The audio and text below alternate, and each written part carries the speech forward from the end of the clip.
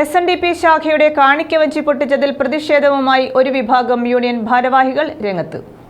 വഞ്ചി പൊട്ടിച്ചതിനെ ചൊല്ലി യൂണിയൻ അംഗങ്ങൾ തമ്മിലുണ്ടായ തർക്കം വാക്കേറ്റത്തിൽ കലാശിച്ചു.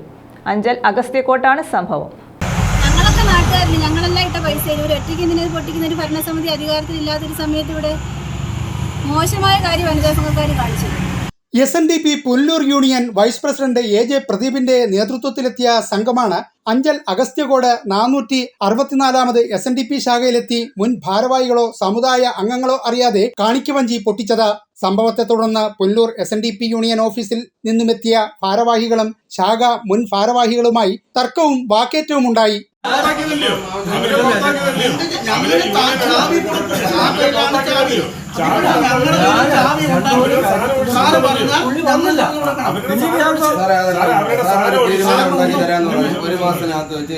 നിലവിൽ ഈ ശാഖയിൽ ഭാരവാഹികളില്ലെന്നും ഇതേ തുടർന്ന് SNDP പുല്ലൂർ താലൂക്ക് യൂണിയന്റെ നേതൃത്വത്തിൽ അഡ്മിനിസ്ട്രേറ്റീവ് ഭരണം നിലനിൽക്കുന്ന സാഹചര്യത്തിലാണ് തങ്ങൾ വഞ്ചി പൊട്ടിക്കാൻ ശാഖയിലെത്തിയതെന്നും SNDP Pullur union vice president AJ Pradeep പറഞ്ഞു. ഈ ശാഖയിൽ തെരഞ്ഞെടുപ്പ് നടത്താൻ വേണ്ടി അടിയന്തര നടപടിയെടുക്കുമെന്നും SNDP പുല്ലൂർ യൂണിയൻ ഭാരവാഹികൾ പറഞ്ഞു. ഈ പുതിയ ഭരണസമിതി 8 മാസമായി കയറിയിട്ട് പുതിയ സെക്രട്ടറി പ്രസിഡന്റോട് കയറിയിട്ട് 8 മാസം കൊണ്ട് ഏതാണ്ട് 10-70,000 രൂപയ്ക്ക് അടുത്ത് ഈ ശാഖയിൽ മിച്ചമുണ്ട്. ഇത്രയും നാള് ഈ ശാഖയുടെ ചരിത്രത്തിൽ 1 രൂപ ശാഖയ്ക്ക് മിച്ചമില്ല. ഇവര് ഇത്രയും നാൾ ഈ മിച്ചം ഉണ്ടാക്കി വെച്ചപ്പോഴത്തേന് ഇതിന് മുൻ ഭരണസമിതിയിലുള്ള ഉണ്ടായിരുന്നവരും ഇപ്പം നിലവിൽ ഇതിനകത്ത് ഉണ്ടായിരുന്ന ചിലർക്ക് ഇതത്ര അങ്ങോട്ട് ദഹിച്ചില്ല. അവരുടനെ ഇടപെട്ടിട്ട് കുറച്ച് പേര് കൊണ്ട് രാജി സമർപ്പിച്ച് ഭൂരിപക്ഷം നഷ്ടപ്പെട്ട് ഇപ്പൊ യൂണിയന്റെ ഭരണം കുറെ നാളുകൊണ്ട് നമ്മളെ ശാഖയുടെ ഭരണം കുറെ നാളുകൊണ്ട് ഇപ്പൊ യൂണിയനാണ് ഏറ്റെടുത്തിരിക്കുന്നത്.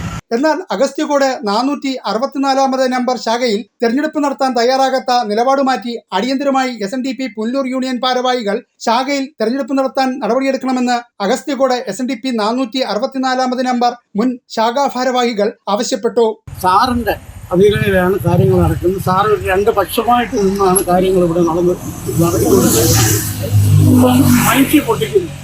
വഞ്ചി പൊട്ടിച്ചു കുറേ നാളുകൾക്ക് മുമ്പ് ഞങ്ങൾക്ക് പൊട്ടിക്കാവുന്നതാണ്. ഞങ്ങളാരും പൊട്ടിച്ചില്ല. കാരണം എന്ന് പറഞ്ഞാൽ നമുക്ക് സാമ്പത്തികമായിട്ട് ബുദ്ധിമുട്ട് വരുമ്പോൾ പൊട്ടിക്കാമെന്ന് വിചാരിച്ച് വെച്ചിരുന്ന വഞ്ചിയാണ് അത്.